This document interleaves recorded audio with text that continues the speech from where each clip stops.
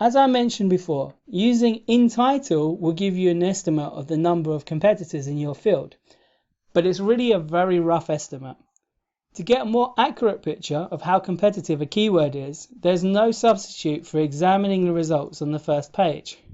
Ultimately, we're really only interested in the strength of the top 10 results because these are the ones we have to beat. They're the top of the pile. If we can beat them, we'll have beaten the rest of the competition too.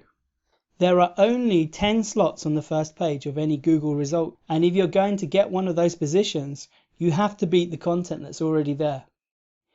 You can often gain a fairly good picture of the competition without having to examine a lot of statistics. Sometimes you'll be able to see really weak content on the page that you know you can beat without much effort.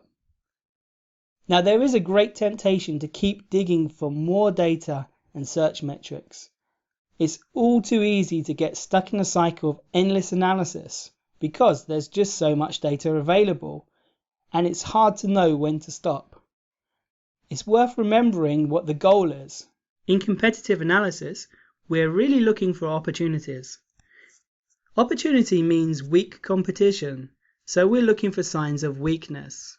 Sometimes we see those signs with a simple glance at the top 10 results. At other times, it takes a little bit more digging to locate our competitors' weaknesses. And then there are those times when we discover that all of the competitors are as tough as nails. Then we have an important decision to make. Do we dig our heels into the ground and prepare for an uphill struggle, or do we move on to an easier keyword? Of course, you may be in a really tough market. What I mean is that all of your keywords might be difficult to rank for. In most cases, it makes more sense to move on to another niche or to go into a different marketplace. But that might not be an option for you. Maybe the traffic is extremely valuable. Or perhaps you're committed to this market because you have an existing bricks and mortar business. In that case, you only have one option. Dig deep and find your competitors' hidden weaknesses. And you'll often find surprising results. Sometimes your toughest competitor's ranking is hanging by a thread. In any case, there's no point researching further once you have found the opportunity you're looking for.